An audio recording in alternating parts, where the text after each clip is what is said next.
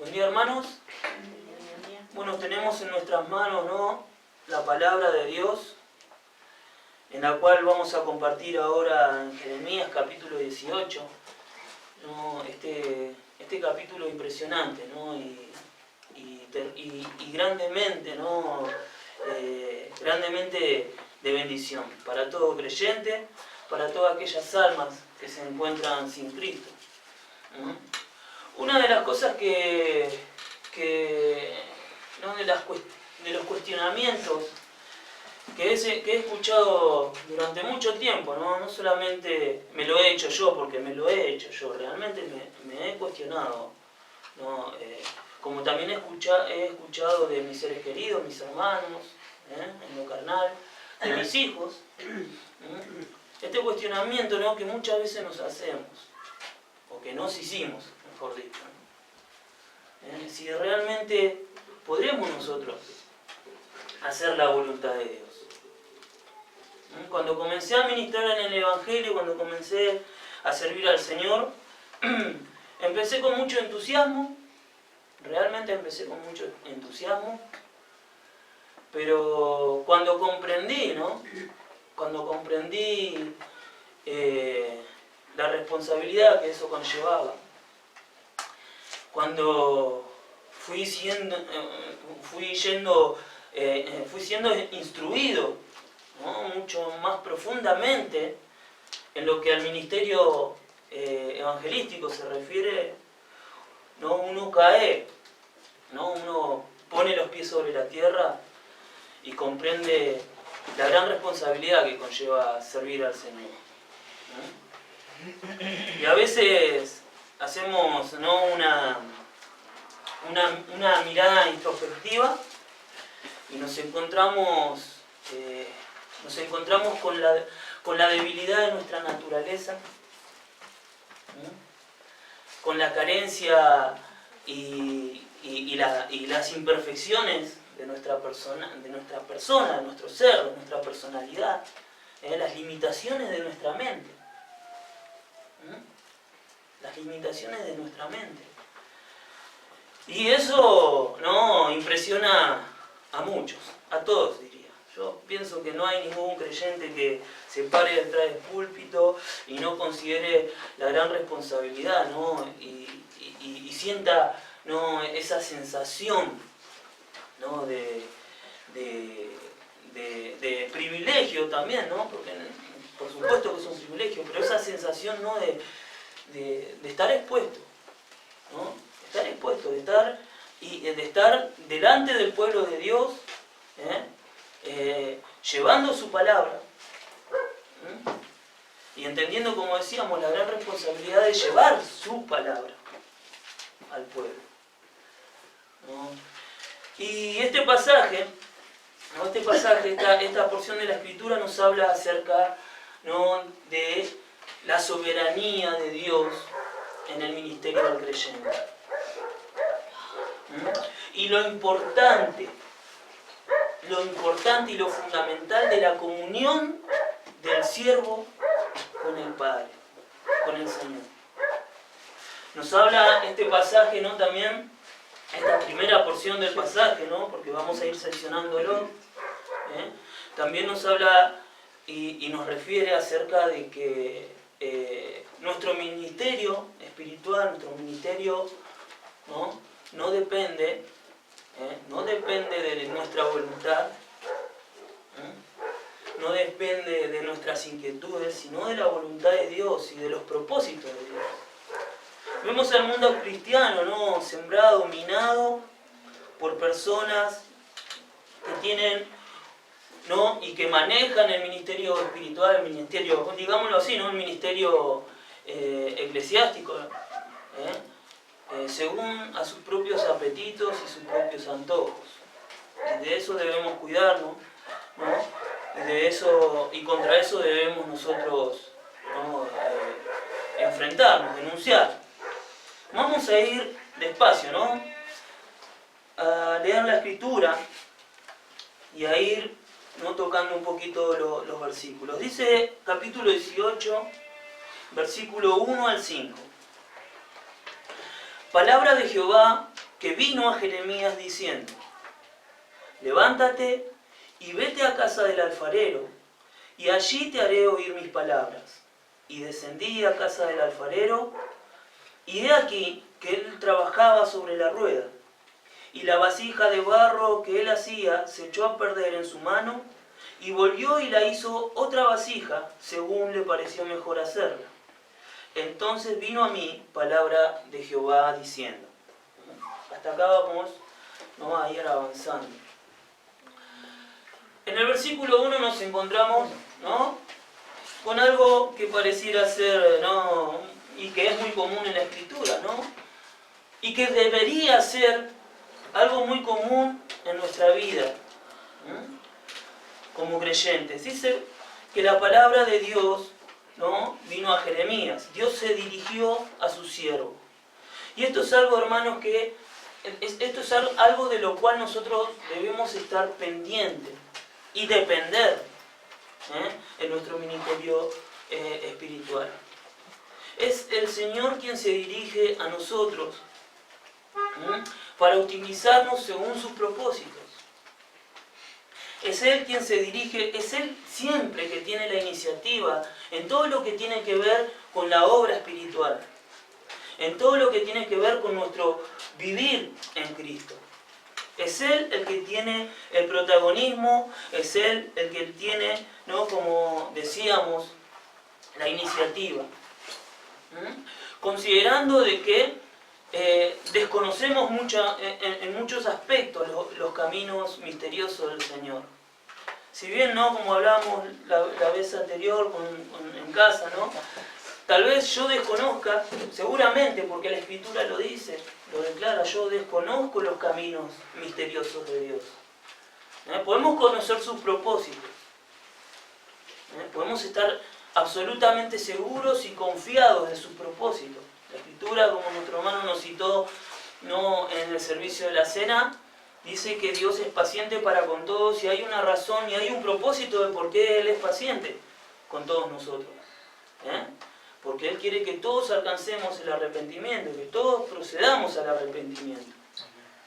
Hay propósitos determinados de la voluntad de Dios que realmente están más que claros para todo creyente, ¿no?, y que se pueden declarar al mundo. Se pueden declarar tranquilamente, con toda confianza y con toda seguridad al mundo. En esto el Evangelio es infalible, ¿no? Nosotros podemos predicar el Evangelio porque el Evangelio nos habla de los propósitos de Dios para con las almas. Y lo debemos hacer con seguridad, con certidumbre, con confianza. Pero los caminos de Dios son diferentes. No sabemos cómo el Señor va a llevar a esas almas a sus pies. Los caminos de Dios son misteriosos, como pasa y suele pasar en nuestro ministerio. Sabemos y nos exhortamos unos a otros a estar en comunión con la Escritura, a estar en comunión con el Señor, ¿no?, en la comunión cristiana, en la oración, en la meditación de su palabra, ¿no?, en el estudio de su palabra. Pero como vemos constantemente, ¿no?, en las Escrituras, Dios nos sorprende con su voz. Siempre es maravilloso y es sorprendente, ¿no?, cuando Dios nos habla. Cuando Él se dirige a nosotros. Cuando viene palabra de Dios a nosotros. Es una experiencia maravillosa. Es una experiencia maravillosa. Que yo creo que muchos de mis hermanos, ¿no?, han vivido el sentir, ¿no?, en su vida, ¿no?, y tener la certeza, tener la seguridad, la convicción que solamente la da el Espíritu Santo, ¿no?, de que Dios nos está hablando en cuanto a una situación específica, en algo personal e íntimo. Es maravilloso, ¿no?, vivirlo. Y decíamos que en el versículo 1, la palabra de Dios, Jehová, el Espíritu Santo, ¿no?, vino a Jeremías diciendo. Dice, Dios se dirigió a su siervo y esta es la manera en la que Dios, ¿no?, nutre, esta es la manera en que Dios sustenta el ministerio de sus siervos. Es así como el Señor fortalece nuestros ministerios. Es así como el Señor confirma nuestro ministerio. Cuando su palabra viene a nosotros. Cuando su palabra nos revela. Se nos es revelada su palabra y nos revela, ¿no?, la voluntad de Dios en ciertas, ¿no?, y en diversas situaciones. Es la palabra de Dios la que viene a nosotros iluminada por el Espíritu Santo. Juan nos enseña de que no, dice, no necesitamos maestro, no necesitamos quien nos enseñe porque la unción está en nosotros, ¿no? Y esta unción que nos ha sido dada por el Espíritu Santo es la que nos guía a toda verdad. Es la que nos da convicción de pecado. Es la que nos instruye. Es la que nos guía. Es la que nos conduce en nuestra vida espiritual. Es su palabra. Es su palabra iluminada y revelada por medio del Espíritu Santo. Dios establece con su siervo una relación tan cercana y tan profunda, que es lo que podemos ver acá, que su voz se hace claramente audible. Estas son cosas que muchas veces hemos experimentado. Estas son cosas que realmente debemos anhelar experimentar. Es necesario para la comunión, ¿no? Para la revelación, la comunión. Es necesario, ¿no?, para la revelación de la voluntad de Dios, su palabra, la comunión con Él.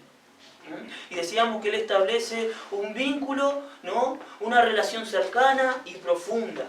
Se hace audible su voz, se hacen palpables sus manos en nuestra vida. ¿Cuántos de nosotros hemos podido percibir y discernir la mano de Dios obrando en nuestra vida? ¿Cuántos de nosotros hemos sentido el consuelo del Espíritu Santo en situaciones de tristeza, de pena, en las pruebas? ¿Cuánto hemos sentido y palpado su presencia en nuestra vida? Y todo eso se debe, hermano, a la comunión que Dios establece con sus siervos. Hemos escuchado su voz, hemos palpado sus manos, su rostro se hace claramente visible en nuestra vida. Todo por medio de esa comunión perfecta, íntima, que Dios establece con sus siervos. Debemos nosotros buscar esa intimidad y esa comunión con Dios. El versículo 1 también nos habla y nos dice, ¿no?, que aunque esta extraordinaria experiencia, como bien decíamos, debería ser tan común y ordinaria como cualquier comunión en nosotros, ¿no? El creyente debe tener una comunión con el Señor, tan común como la podemos tener con nuestro prójimo.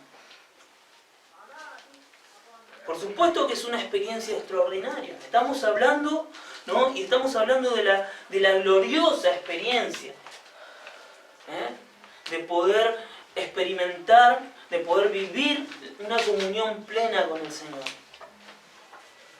Pero debería y debe ser algo común y cotidiano en la vida del creyente. Nuevamente, lo que nuestro hermano nos habló, ¿no?, de parte del Señor en la carta de Pedro. Debemos vivir, debemos conducirnos, debemos tener una conducta, debemos aprender a vivir, debemos procurar vivir, debemos anhelar vivir de una manera santa y piadosa. Y nada de eso va a existir y nada de eso va a pasar si no existe una comunión con nuestro Padre Celestial. Si no existe una comunión con su Hijo Jesucristo, con nuestro Santo Señor. Suele pasar de que muchas veces nos alejamos de esa vida, nos desviamos de ese camino, de esa conducta. Suele pasar en la vida y todo Y todo eso es producto de la falta de comunión con el Señor, de la falta de comunión con su palabra. El Señor restaura esa comunión mediante su palabra, mediante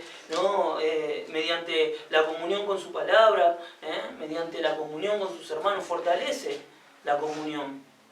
Por eso es importante la comunión cristiana, porque fortalece no solamente los lazos entre nosotros, lo que hacemos cada domingo, cada vez que la iglesia se reúne, sino que también fortalece los lazos y el vínculo con nuestro Padre Celestial, con nuestro Señor Jesucristo. Son en estos momentos, no son los domingos, los primeros días de cada semana, en los que consideramos con profundidad lo que hemos vivido durante la semana. Son esos momentos en los que reflexionamos en cuánto nos hemos alejado y desviado de ese andar y de esa conducta, de esa vida que el Señor quiere que vivamos. Es por eso que es importante la comunión cristiana. Y por ende es importantísimo y fundamental, es vital la comunión con nuestro Señor para que podamos vivir, ¿no? Y experimentar esa comunión perfecta, esa comunión plena con Él. Y el Señor tiene palabra para cada uno de nosotros. El Señor quiere que hablemos a su pueblo. Pero debemos estar nosotros, como vamos a ver, debemos estar preparados para ese momento. El versículo 2 nos dice lo siguiente: levántate y vete a la casa del alfarero, y allí te haré oír mis palabras. El siervo de Cristo debe estar listo, debe estar preparado, debe alistar y preparar su corazón. Debe estar de pie, dispuesto para recibir del Padre lo que Él tiene para su pueblo. Debemos considerar, hermanos, nuestro ministerio. Debemos considerar nuestro ministerio cristiano como la mano proveedora de Dios para su pueblo. Esa es nuestra responsabilidad, la de cada uno de los creyentes. El Señor provee a través de sus siervos, provee a su pueblo de palabra, provee a su pueblo de exhortación, de consuelo, de instrucción, por medio de sus siervos. Es por esa razón que nosotros, los creyentes, nosotros, los siervos del Señor, debemos estar listos, debemos estar preparados, debemos estar de pie, debemos estar dispuestos a cumplir con los propósitos de Dios. Ahora, esto podría ser para nosotros no algo frustrante. Esto podría ser algo ¿no?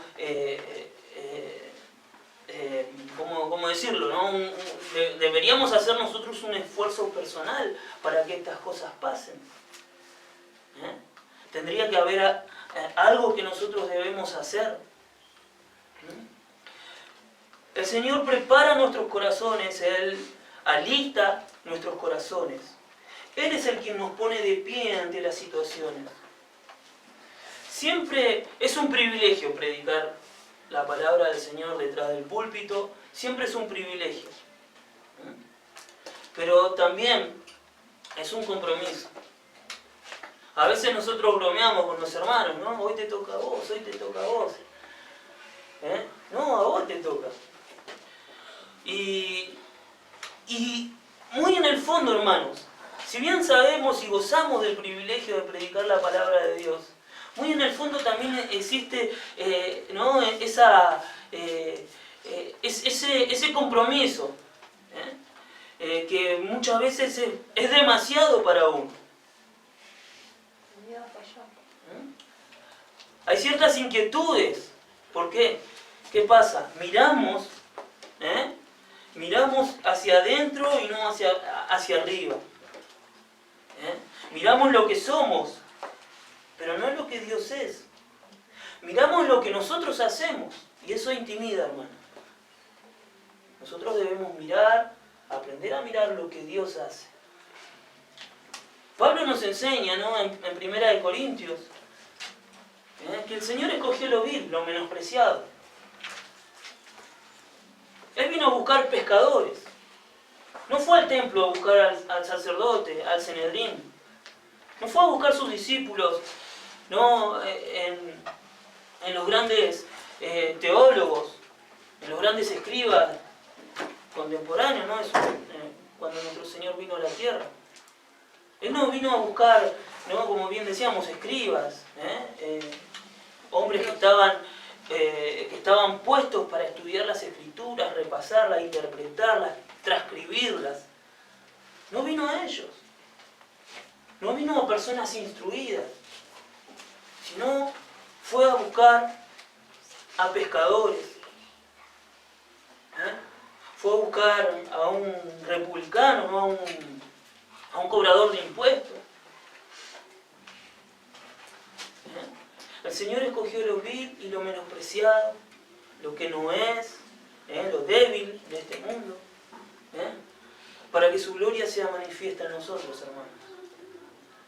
Por eso cuando nosotros miramos hacia nosotros mismos, nos vamos a encontrar, ¿no? con esa inquietud. Porque nos vamos a encontrar incapaces de hacer. Pero debemos observar, ¿no? Como vemos a lo largo de las Escrituras, que todos aquellos varones de Dios pusieron a Cristo, pusieron a Dios por delante de ellos. David fue a luchar contra el gigante, contra Goliat, en el nombre del Señor. Por Jehová de los ejércitos. Esa fue la motivación, esa fue la visión que tenía ante la dificultad, ante el compromiso, ante la responsabilidad que el Señor le había dado delante de su pueblo. Así es como nosotros debemos afrontar nuestro ministerio. Teniendo por delante las obras maravillosas de nuestro Señor. Y Él ha traído palabra, dice, ¿no? Y lo envió, dice, levántate y vete a la casa del alfarero. La casa del alfarero. Era aquel lugar donde Dios quería comunicarle su mensaje. La casa del alfarero es donde Dios envió a Jeremías para comunicarle su mensaje, que tranquilamente podría haber sido cualquier otro lugar. Podría haber sido cualquier otro lugar. Es así como, hermanos, nosotros muchas veces somos llevados. Somos llevados y somos conducidos, ¿no? Y transitamos por diferentes situaciones. Vivimos experiencias, conocemos personas, vamos observando. Si nosotros realmente atendemos, si nosotros realmente prestamos atención, vamos a poder oír la voz del Señor. Vamos a poder oír la voz del Señor. Decíamos, ¿no?, que Él fue llevado a la casa, fue enviado a la casa del alfarero.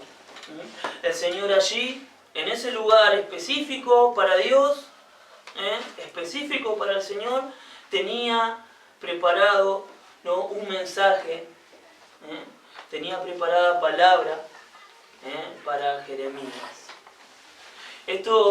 Esta situación, hermanos, es realmente aconsejable en esta situación que vamos a ir desarrollando, que vamos a ir viendo. Es aconsejable de que en todo lo que vemos y en cada lugar que estamos, podamos nosotros discernir la presencia de Dios. Si el creyente vive de esta manera, si el siervo de Dios que debe vivir de esta manera, considerando que nuestro Dios es un Dios omnisciente, es un Dios omnipresente, Él está en todos lados, Él está en todos lados. Y si consideramos esto, vamos a encontrarnos y vamos a oír su palabra en cada momento, en distintos lugares. El Señor, a través de la creación, dice Pablo en Romanos, ¿no? Dice que Él habla por medio de las cosas hechas. El Señor, o sea, no vamos a quitarle, no vamos a quitarle la preeminencia que tiene la Escritura, ¿no? No vamos a, pero el Señor en toda la creación, y en cada momento, Él está presente. Y siempre podemos aprender de Él, en cada situación que vivamos.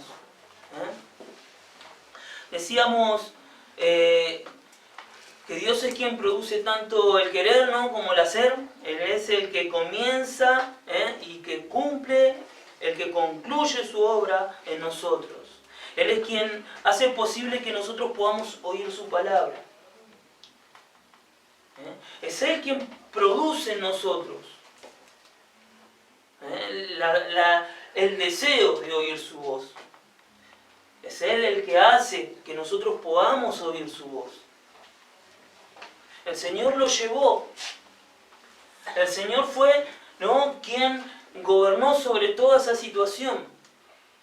Y Él quiere que nosotros oigamos su voz, para que podamos declararla al mundo, para que podamos nosotros declararla a su pueblo. Él quiere que nosotros prediquemos el Evangelio.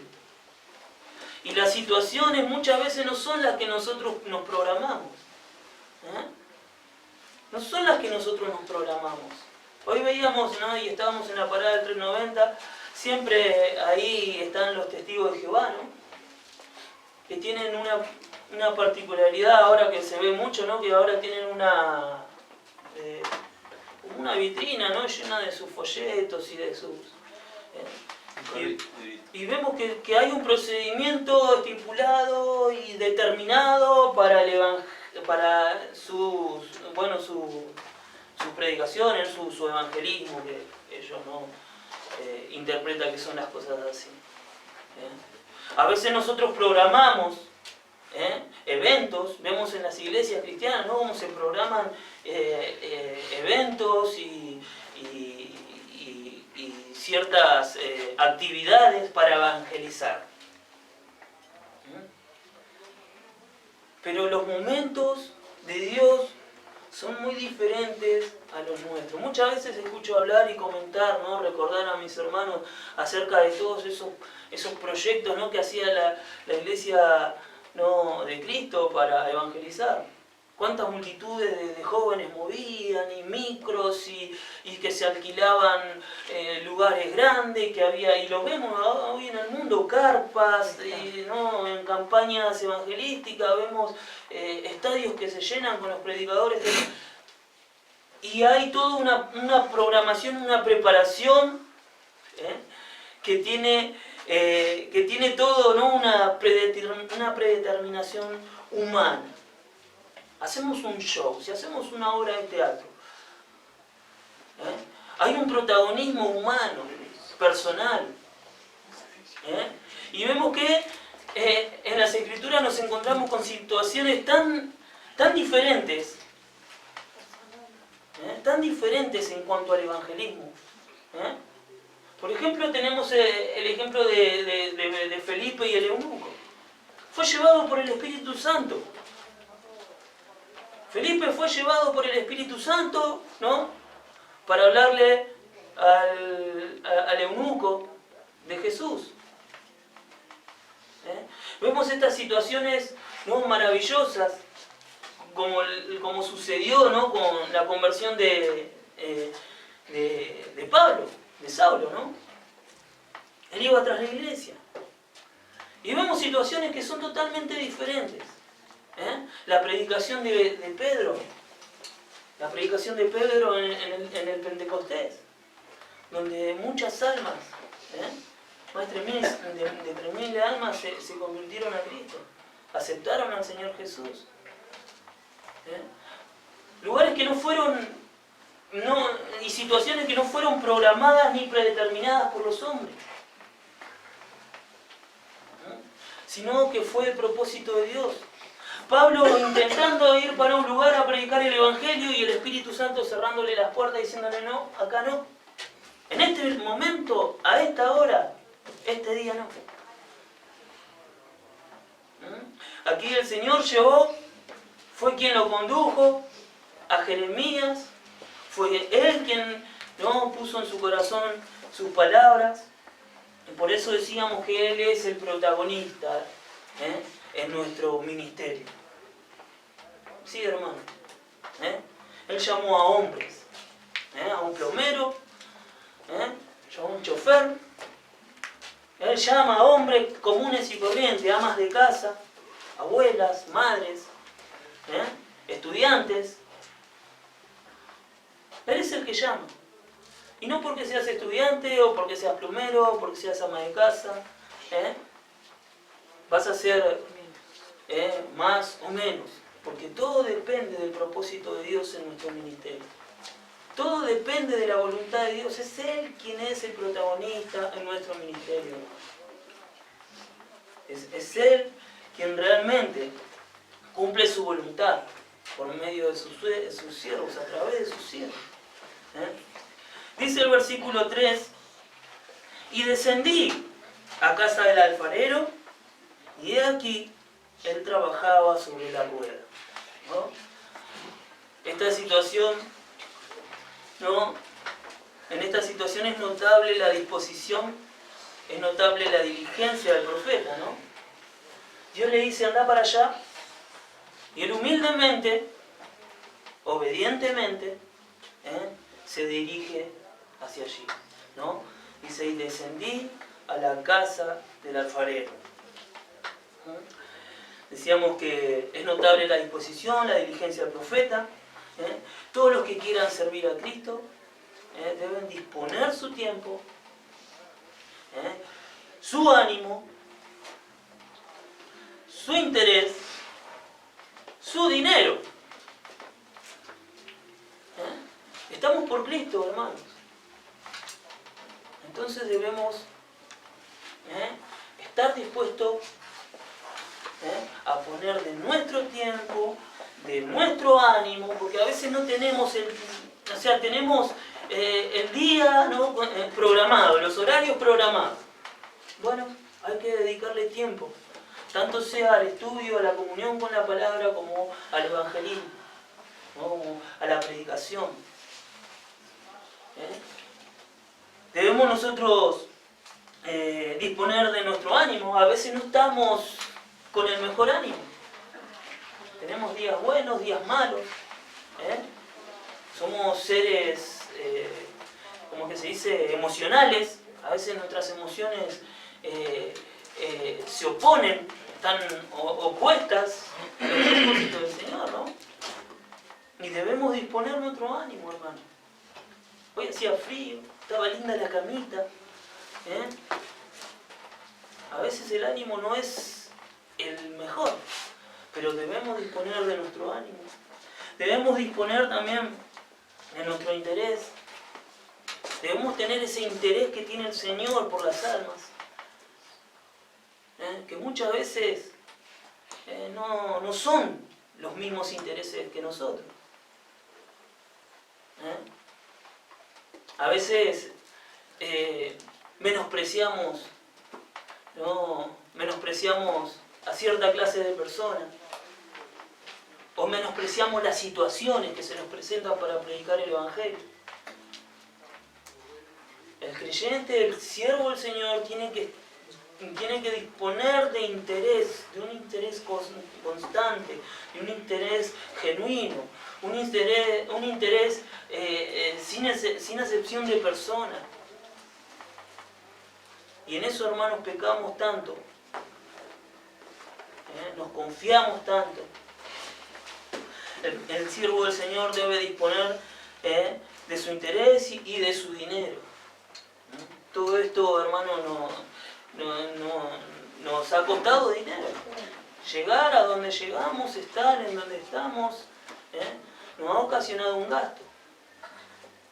por más mínimo que sea, nos ha ocasionado un gasto. Y no debería eso impedir, no debería eso ser de ninguna manera un obstáculo para servir al Señor. No podemos nosotros especular si realmente, no especular sobre nuestro bolsillo si realmente confiamos en un Dios que es proveedor, en un Dios que sustenta a sus siervos, provee para sus siervos. Sabemos que hay hermanos alrededor del mundo que predican el Evangelio, aún estando, ¿no?, en la pobreza más extrema, aún padeciendo las necesidades más básicas. Y nosotros estamos gorditos y calentitos, tenemos nuestro trabajo, nuestro hogar. Debemos aprender a conducirnos conforme a los propósitos, conforme, ¿no?, a la voluntad del Señor. Efectivamente, en el versículo 3 no nos hallamos con la primera lección que el Señor da al profeta y a través de las Escrituras a cada uno de nosotros. ¿Cuál es la primera lección que encontramos en esta situación? Podemos ver al alfarero en su casa, y hallamos, ¿no?, lo hallamos trabajando en su casa. El alfarero, ¿qué hace? ¿No? Él se dedica,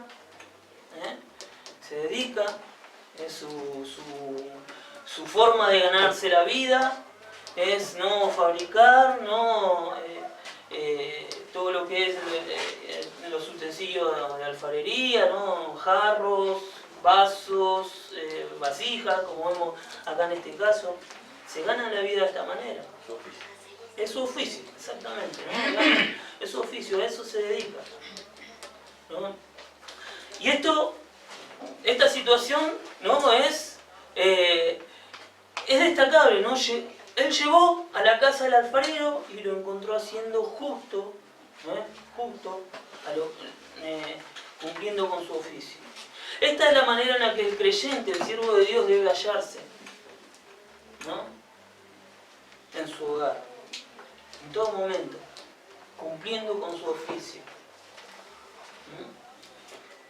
Dice que él llega, ¿no? Dice, ¿y qué se hallaba haciendo el alfarero en su casa? Obviamente trabajando. Obviamente trabajando. Y esto es lo primero que debemos tomar nota nosotros. ¿A qué se dedica un alfarero? ¿A qué se dedica un siervo?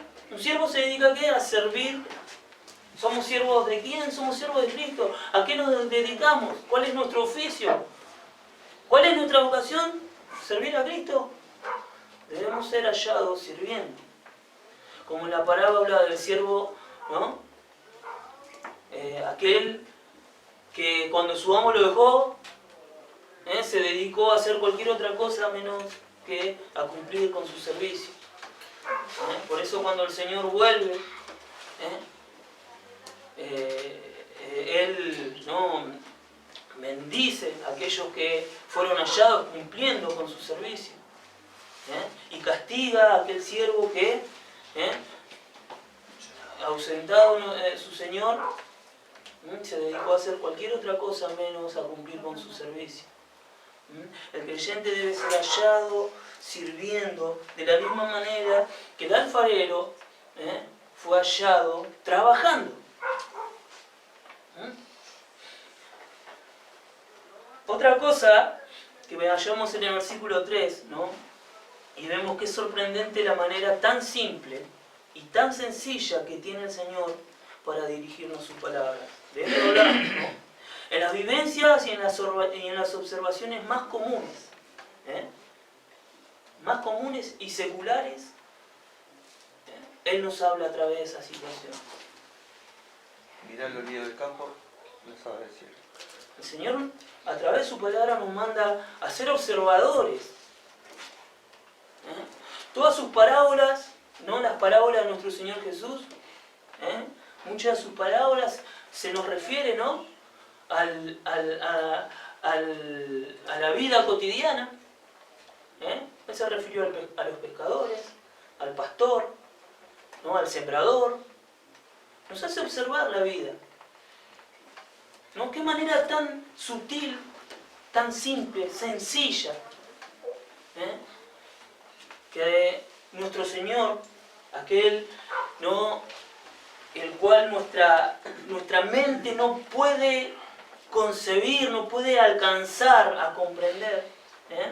El profeta dice que sus pensamientos son mucho más altos que los nuestros, ¿no? Así como están de lejos la tierra de los cielos, es la distancia abismal que hay entre la mente terrenal con la mente de Dios. ¿Quién puede conocer sus pensamientos? ¿Qué hombre podría comprender sus pensamientos? Sin embargo, el Señor, ¿no?, es el quien se rebaja, ¿no? Rebaja su sabiduría, ¿cómo es que se dice? ¿No? Para que nosotros podamos percibirla. La hace visible, la hace entendible. ¿No? La hace entendible, su sabiduría sublime, la hace entendible, la hace sencilla. Esa sabiduría inexplicable, Pablo dice que vio cosas inefables, que no existen palabras humanas para describir.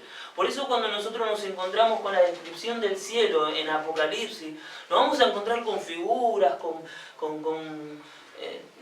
el apóstol trata de describir lo indescriptible, ¿no?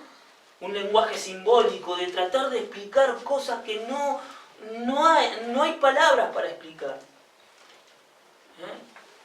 Los misterios de Dios el Señor nos revela de una manera tan simple y tan sencilla. Y vemos, decíamos, ¿no?, que Él, a través de las vivencias y observaciones comunes y cotidianas, Él nos revela su voluntad, Él trae su palabra a nuestra vida. Por eso debemos aprender a ser observadores. Y en observar y en buscar en cada cosa y en cada situación la sabiduría de Dios. Muchas veces somos superficiales. Observamos tal o cual situación y se nos pasa por alto infinidades de verdades, de principios bíblicos, de principios fundamentales. Cuando el Señor nos habla acerca de la resurrección, cuando el Señor nos habla, ¿no?, de la gracia, debemos nosotros aprender a mirar con quietud y profundidad y a buscar en toda y cada una de esas cosas, ¿no?, la sabiduría, ¿no?, que Dios ha puesto en cada cosa. Versículo 4 dice lo siguiente, ¿no? Bueno, él había descendido a la casa del alfarero, lo encontró trabajando, y dice que la vasija de barro, versículo 4, y la vasija de barro que él hacía, se echó a perder en su mano, y volvió y la hizo otra vasija, según le pareció mejor hacerla. ¿No? Acá el profeta llega, entra, no ve trabajando el alfarero y sucede, ¿no?, cierta situación. Dice que mientras él estaba haciendo, ¿no?, trabajando su producto, se echó a perder. Su obra se echó a perder. Esto podría ocasionarse, ¿no?, por alguna impureza en el barro, alguna piedra en el barro, o por algún giro o maniobra brusca de parte del alfarero, ¿no?, porque sabemos que él hace girar la rueda, y esto tiene que ser, ¿no?, con una constancia ¿no?, determinada. Las manos deben ser hábiles para trabajar, Yo cuando venía acá a esta fundación, ¿no? del Cefán, lo que era el Cefán antes, no sé cómo se llama ahora, o si sigue existiendo. Me acuerdo que teníamos un taller que nos hicieron hacer ese tipo de manualidades, ¿no? Agarramos masilla, no, arcilla, no masilla, arcilla, y nos hicieron trabajar con arcilla, nos hicieron trabajar y nos hicieron hacer un jarro, formar, ¿no? Y está bien, no trabajamos con lo que trabaja, ¿no? El alfarero, ¿no? Con la rueda, no trabajamos, sino con las manos, pero hay que ser hábil, hay que tener cierta destreza. Y decíamos, ¿no? Que el producto se echó a perder, dice que se echó a perder la vasija que estaba haciendo, y podemos nosotros deducir o podemos concluir que habría sido por alguna impureza en el barro, porque muchas veces si no tiene la granulación correcta, si hay alguna piedra, quiebra, rompe el barro, lo deforma. O podría ser algún giro brusco o alguna maniobra, ¿no? brusca que haya hecho. Y la impureza, hermanos, tanto la impureza del barro como las manos torpes entorpece el trabajo, la obra. Y esta es otra de las cosas que también debemos considerar. Esta es otra de las enseñanzas que podemos nosotros, y principalmente, ¿no? una de las más fuertes exhortaciones que podemos encontrar en estos primeros 5 versículos. Decíamos que la impureza del barro, las manos torpes, pueden echar a perder la obra. Nosotros como siervos de Dios, como creyentes, como ministros del Señor, que estamos abocados a la obra de Cristo, debemos tener cuidado, debemos cuidarnos de estas dos posibles causas, de estas dos causas, de que no se concluya la obra, de que entorpezcan la obra. La impureza en nosotros, hermanos, el pecado en nosotros, el pecado en el ministerio, la impureza en el ministerio, destruye la obra, echa a perder la obra. Vivir de una manera santa y piadosa, como se nos manda la Escritura, es fundamental para que la obra llegue a buen término. En la congregación, en la iglesia, en nuestra vida, debemos procurar nosotros, ¿no? quitar de nosotros, ¿no? a través de la palabra, ¿no? de nuestro Señor, a través, ¿no?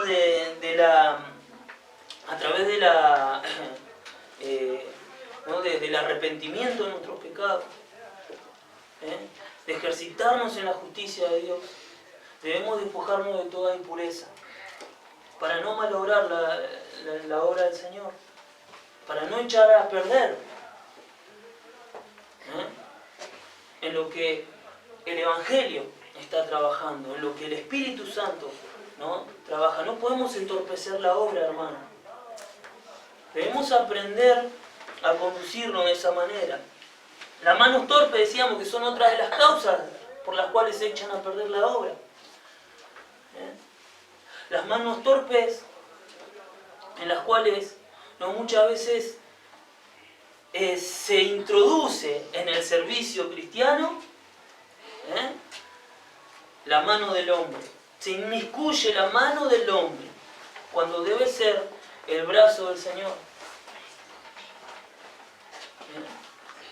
Cuando debe ser el brazo de Dios, la mano de Dios, el Espíritu Santo obrando, la voluntad de Dios cumpliéndose dentro de la congregación, dentro de la iglesia.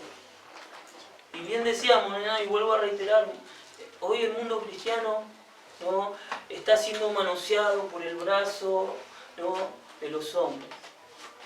está siendo obstruida la obra de Dios, está siendo perjudicada la obra de Dios por los intereses personales, terrenales, por los intereses carnales de los hombres. La prédica del Evangelio no tiene poder, no tiene fin si no se predica correctamente. Hoy hablábamos, y vuelvo a tocar el tema, ¿no? Hoy hablábamos con estos testigos de Jehová, ¿no? Y ellos hablan de las esperanzas, del fin del dolor, y ¿no? Vemos también, ¿no? Muchas sectas pseudo cristianas o que se hacen llamar cristianas, ¿no? Como el Pare de Sufrir, vendiendo esperanza, vendiendo prosperidad. Es tan común hoy en estos días, ¿no? La iglesia vende prosperidad, vende, ¿no? Sanidades. Vemos, ¿no? Entorpeciendo los propósitos, el egocentrismo humano. Vemos cómo ocasiona caída, cómo perjudica, ¿no? A las almas.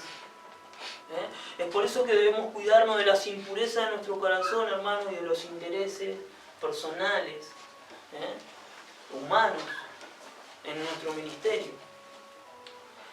Dice, ¿no? Que el alfarero volvió, el alfarero volvió, el alfarero no descartó el barro, no descartó el barro que tomó para manufacturar su obra, sino que la remodeló y la continuó hasta terminar. Un verdadero siervo de Dios no puede dar por perdida nunca la obra de Dios. Hemos padecido pérdida, hermanos. Hemos padecido pérdida en esta congregación. Si bien la Escritura nos enseña, ¿no? De que aquellos que se fueron, dice que se fueron para manifestar de que no eran de nosotros. Salieron de nosotros, pero se fueron para manifestar de que no eran de nosotros. Y esa es una de las razones y de los motivos por los cuales debemos volver a trabajar, continuar trabajando, porque sabemos que hay almas que nunca fueron, nunca pertenecieron.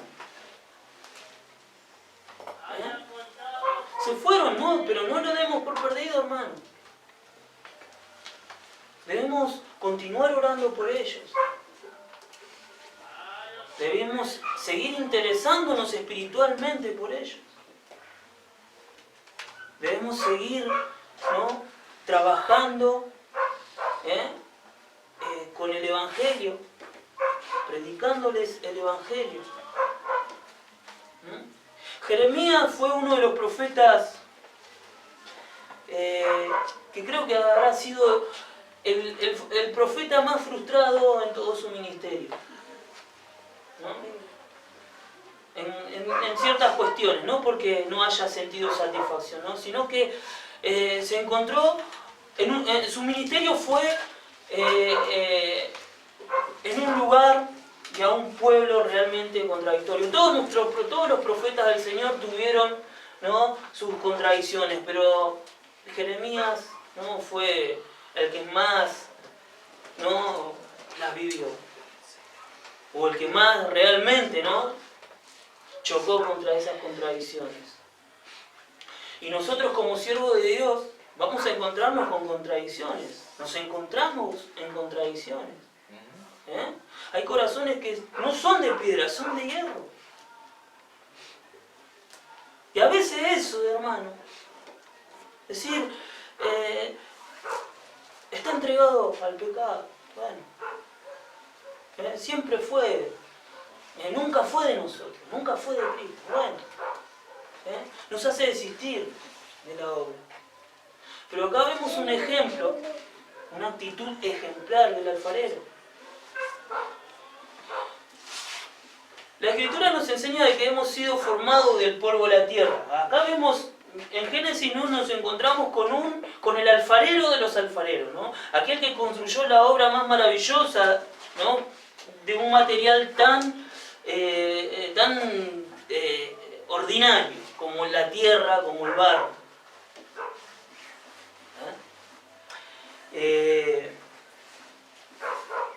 Nosotros vemos, ¿no?, a Dios tomando barro en sus manos, tomando tierra, formando al hombre. Esto vemos en Génesis, vemos a Dios formando al hombre. Y la Escritura nos enseña que Dios, dice en Juan 3:16, que Dios amó tanto al mundo, tanto a las almas, no al mundo, al planeta Tierra, sino a las multitudes, a las almas. Dice que amó tanto al mundo, que dio lo más preciado, a su unigénito, a su Hijo, para que muera en la cruz y que por medio de esa muerte todos los que crean en Él tengan vida. Para Dios, el barro, como para el alfarero, era precioso. Para Dios son preciosas las almas de los hombres. Porque esto nos revela la Escritura, porque Él dio lo más preciado para salvarlos. Vemos acá al alfarero, ¿no? Y yo tenía otra interpretación de otro comentarista, ¿no?, de un hermano, que él dejó esa masa y agarró otra. Tiró esa masa, la descartó y agarró otra. Si vamos a la lógica y si vamos un poquito, ¿no?, a lo sensato, lo que a mí me da, lo que al alfarero le da de comer es la producción que saque de la masa, del barro que posee. Sería insensato que él descarte. Le daría pérdida. O le ocasionaría pérdida. Pero dice la Escritura, ¿no? Y la Reina Valera dice que Él volvió. Dice versículo 4, y volvió y la hizo otra vasija. La que Él estaba haciendo se desarmó, pero dice que volvió nuevamente, y la continuó haciendo. La continuó haciendo. El alfarero no descartó el barro que tomó para manufacturar su obra, sino que la remodeló y que la continuó hasta terminarla. Más adelante vamos a encontrarnos con una comparación que hace el Señor, en cuanto a su carácter, en cuanto a su poder, en cuanto a sus propósitos, con lo del alfarero. En este caso estamos observando, ¿no?, el ministerio, ¿no?, el ministerio de los siervos de Dios, y en referencia a lo que estamos viendo acá en estos 5 versículos. No podemos descartar aquello por lo cual Cristo murió. No podemos descartar aquello tan valioso por lo cual Cristo pagó con su sangre. El precio que tenía mi alma, el precio que tenía nuestra salvación, hermanos, tan alto, que solamente lo pudo pagar nuestro Señor Jesús derramando su sangre en el Calvario. Cuando nosotros observamos la cruz, el sacrificio de Cristo, nos encontramos con qué tan alto precio se pagó por nuestras almas. Y vuelvo a repetir, nosotros no podemos despreciar o descartar aquello tan valioso. Como el alfarero no lo hizo, sino que él insistió y continuó trabajando. Él continuó trabajando, insistió, él no dejó de hacer lo que tenía que hacer. Él en ningún momento desistió, sino que continuó. La perseverancia, ¿no?, la perseverancia que hallamos en el alfarero es la misma que debe haber en el siervo de Dios. Debemos perseverar en nuestro oficio, hermanos. Debemos perseverar en nuestra vocación. Debemos perseverar en nuestro ministerio. Decíamos que Jeremías fue uno de los más frustrados porque el Señor le dijo, a naciones, te mando a personas que no te van a escuchar. Corazones endurecidos. Andá a predicarle a las piedras, le hubiese dicho. Y hubiese sido más para que las piedras se conviertan. Hubiese sido más esperanzador. En el capítulo 17 dice que ellos tenían el pecado, ¿no?, escrito con cincel de hierro y punta de diamante en su corazón. Capítulo 17, versículo 1 dice, el pecado de Judá escrito está con cincel de hierro y con punta de diamante esculpido está en la tabla de su corazón y en los cuernos de sus altares. Vaya que tenían corazón de piedra. Vaya que tenían un corazón endurecido. Para que el pecado esté esculpido con fuerza, ¿no? Y fíjense que dice con punta de diamante, ¿no? El material más duro se necesitó para poder, ¿no?, grabar en los corazones de estas personas el pecado. Qué tan profundamente, qué tan indeleble estaba marcado, estaba, ¿no?, escrito el pecado en los corazones de los de Judá. Así está el pecado en el corazón de los hombres. Y esto no debe ser motivo, hermanos. Esto no debe ser motivo alguno para que nosotros como siervos de Cristo desistamos de nuestro oficio, de nuestro trabajo. El versículo 5,